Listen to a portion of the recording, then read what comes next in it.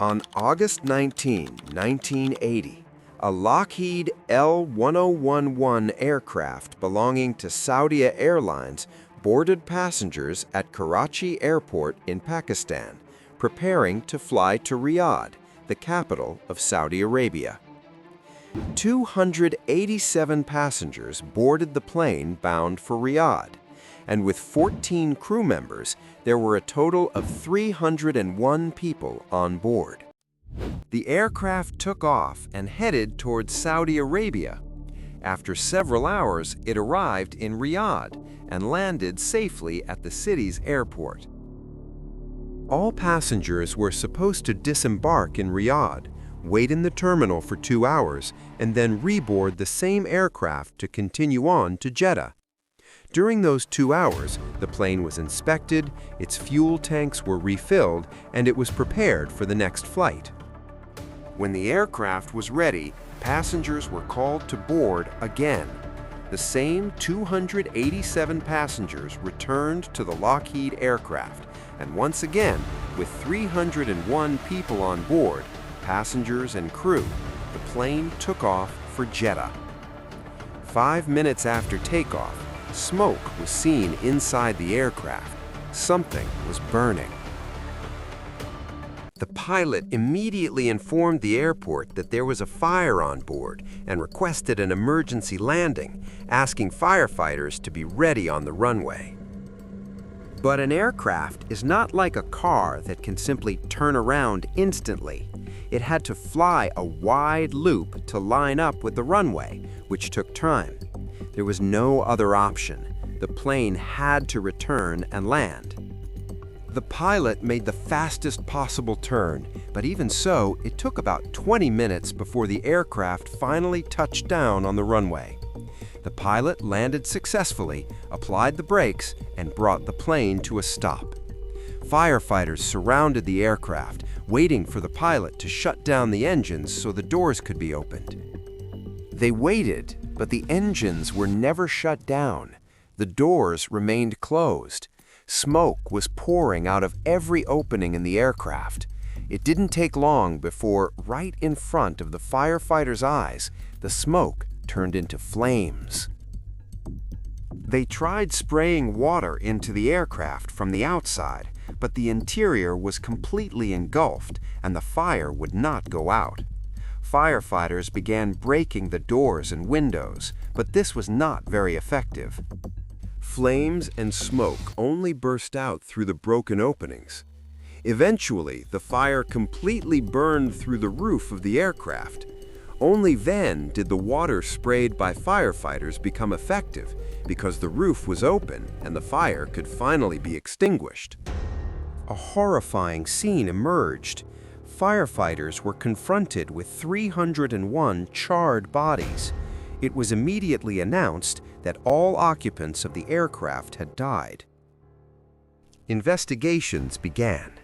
Experts arrived to determine why the plane caught fire.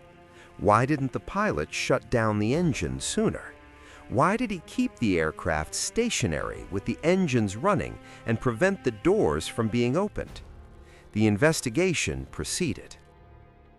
Experts entered through the cockpit windows and exited through the tail, examining everything to understand what had happened. Unfortunately, investigators were never able to determine the exact cause of the fire. There were two main theories. One suggested that a galley food heater had caught fire. The other claimed that a passenger had carried an incendiary device. When the black box was analyzed, it revealed that both the pilot and co-pilot made repeated mistakes from the moment they took off from Riyadh. For example, as the aircraft was climbing, the smoke alarm at the rear of the plane went off. Instead of deciding to immediately land back on the runway, the pilot and co-pilot told a flight attendant to go to the back of the plane and see what was happening, and they continued the flight. It took 5 minutes for the flight attendant to go to the rear, observe the smoke, and return. Those 5 minutes were critical. By then, the aircraft was already airborne and had no choice but to make a full turn to return. During this time, as the aircraft was circling, passengers got out of their seats and moved toward the front of the plane, trying to escape the smoke. This caused arguments and chaos inside the cabin.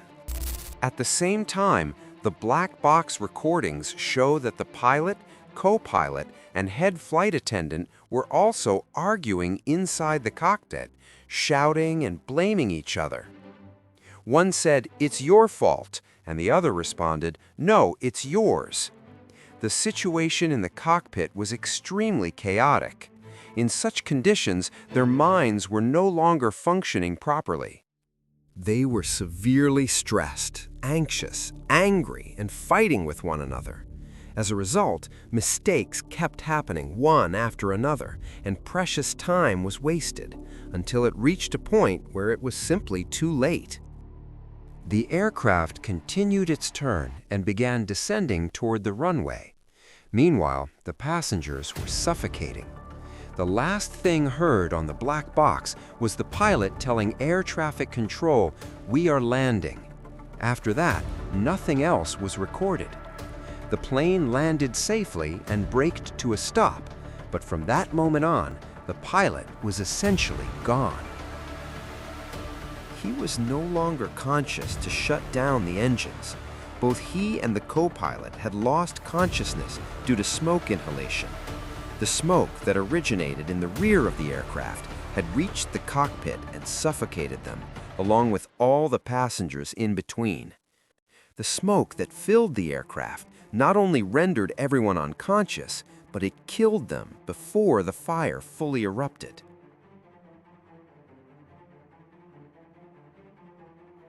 They did not die from burns. They died from lack of oxygen. They suffocated. The horrific deaths of these 301 people could have been completely prevented.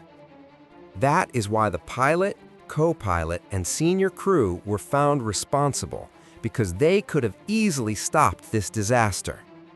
This incident was later included in pilot and aviation training programs. It is taught to students to emphasize responsibility and proper communication, because effective communication is extremely important.